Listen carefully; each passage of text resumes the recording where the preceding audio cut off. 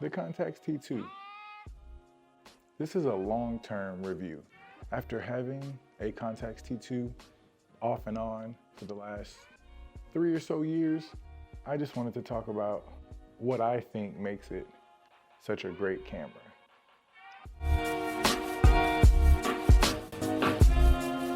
The Contax was originally released in 1991 with the Contax T2.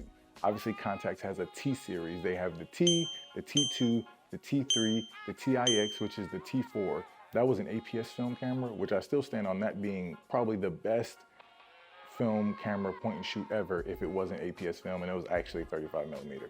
But bust on Contax side.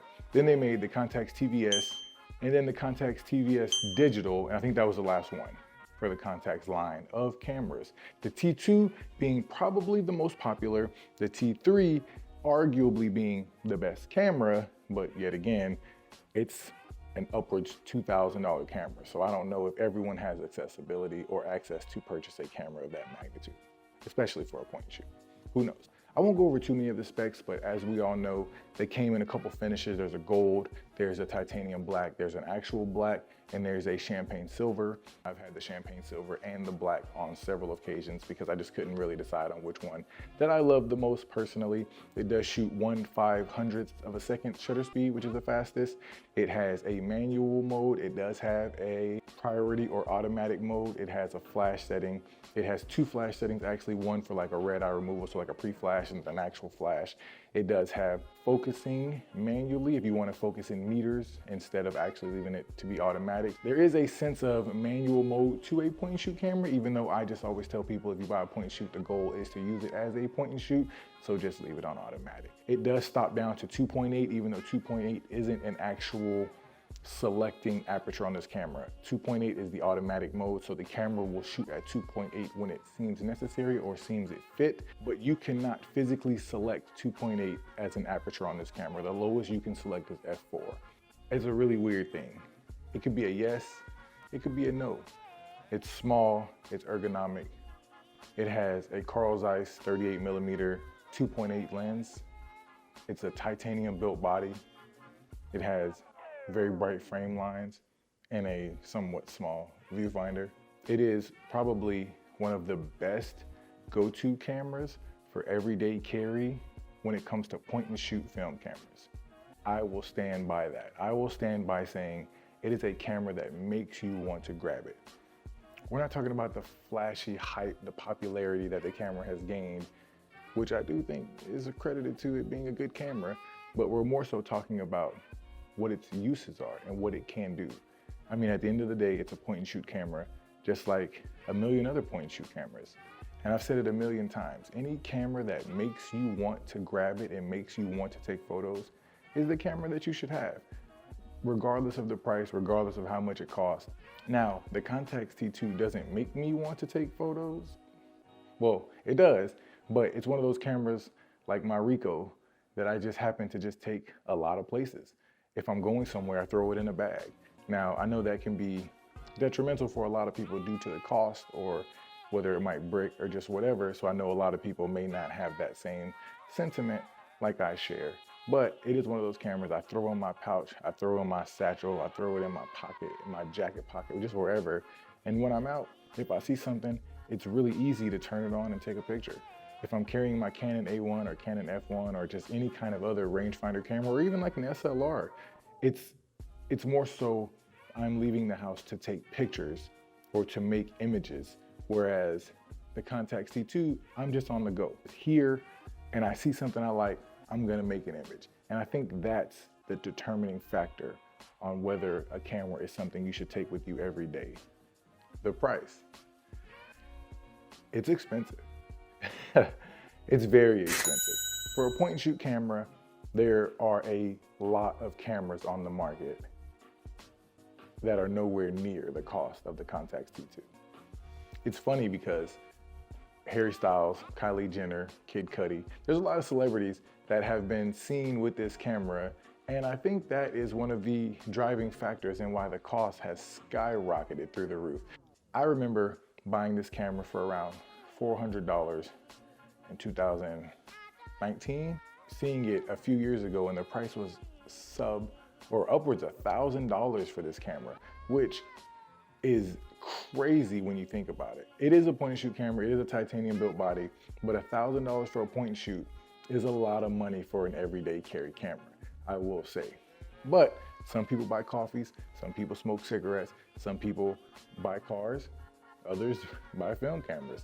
That really determines up to the person. If you have the budget for it and you think it's a camera that you want to spend a lot of money for, why not? It's kind of crazy because I was looking up the original release cost in 1991 and I couldn't find anything on how much the Contax T2 cost in 1991. I couldn't find anything. No articles, no web pages, no financial spreadsheets. I couldn't find anything on Al Gore's internet that would suggest what the original cost was. I did find a B&H ad and all that said was, call me or call. You know how expensive a camera has to originally release for them to not even put a price on it? And I'm curious if that was because it wasn't seen as a professional camera, but more so as a toy. In 1991, I mean, look at the same B&H article. They have Mamiya 7s, Hasselblads, and I mean, they're going for upwards $3,000–$4,000 originally, which is a lot of money. Another reason why the price, I think, can still hold or remain to this day because they were never cheap to begin with. And I think that was one of the things with the Contax T2. It was never a cheap camera. It was never envisioned or intentioned to be a cheap camera. It was always meant to be a premium point and shoot camera. And that's why it has that robust build quality, the titanium build, the Carl Zeiss lens. It was never meant to be a casual camera for everybody. The same way people rave about Leicas and how great they are, because it's an experience. It's meant to be a certain way for the buyer, the consumer, the user. You are meant to enjoy it when you use it. I think it was meant for a certain style of photographer, somebody that would value the build quality and value what was put into it by Contax. Now, this is a good one, reliability. I'm not sure if Contax knew they were going to go out of business, or else I would say this camera was built to be very reliable. It's made of titanium. It has an amazing Carl Zeiss lens on it. But with Contax going out of business and there being no serviceable parts for this camera, I don't know if reliability is a good thing to say this camera was built for. I would say it's hit or miss. I think maybe it was meant to be reliable when it was first made, but I also feel that it can be unreliable now when needing to be serviced and there be only one or two people or companies or services in the world that will touch these cameras as of 2024. I just don't know if anybody would touch these today. And there's really not any parts. There's not a lot of cameras that you can even pull from to fix with. So once your camera kind of just goes, it's kind of gone. It just becomes a very nice looking paperweight. I'm not sure if that's really an issue though. Being a film photographer, we specialize in the art of buying dying antiques. Film cameras are antiques. Even though the last one made was, I think, late 90s, they're not making film cameras anymore, and these cameras are dying. It's not if, it's more so when. And every camera you buy, whether it be a Nikon F or a Contax T2, they're going to die at some point. I get people say mechanical cameras can be fixed, and they can, and there are a lot more serviceable parts for Canon A1s, AE1s, all those cameras, I get it. But at the end of the day, we are all getting cameras and buying cameras that eventually won't work anymore. And I think that's okay. So why not buy a camera that you love, that you want to use, that looks good, that's easy to carry, and that you can enjoy while you can? The comparison thing is always something that kind of gets to me.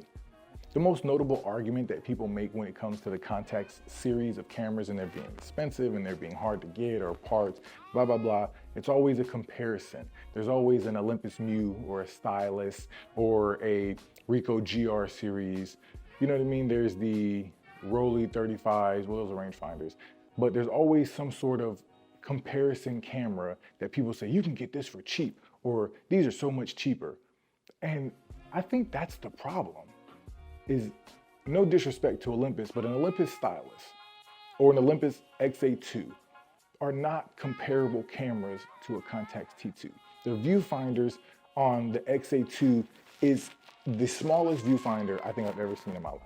And the viewfinder on the T2 isn't the largest viewfinder, but for what it shows you, it is an amazing viewfinder compared to the XA. And no disrespect to the XA, but we can even go down to build quality. I just don't think you can compare. People say, yeah, you can get this for cheaper. Well, of course you can. It's plastic, right? The Fujifilm Tierra is a plastic camera with a plastic lens.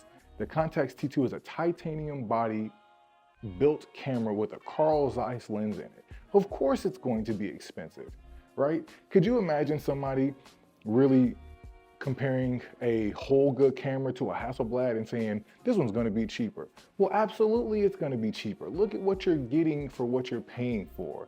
Like, I've always found that argument so silly. And people say, you can make just as good of images. You can. I'm not saying you can't make good images with an Olympus XA. Absolutely you can.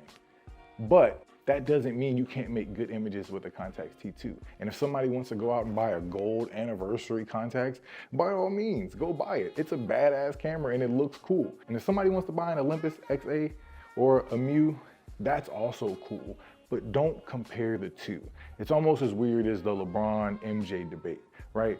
They're both great in their respective eras and what they provide at a certain time. And just leave it at that. There's no need to always compare what could have been or what is good compared to what's not good. And I don't know. I think it's kind of a silly argument at the end of the day.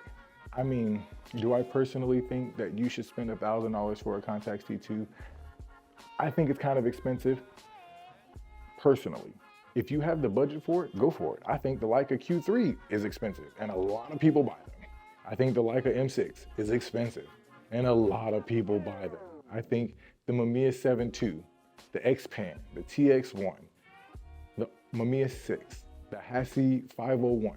I think they're all expensive. And guess what? A lot of people buy them. Buy whatever you want, shoot whatever you want, but buy a camera that makes you feel good and a camera that you want to shoot with, and let that be the end of it. As always, thank you guys for coming and hanging out with me, watching the video. Hit that like button for me, subscribe, comment, share with your friends, and as always, until next time, be easy.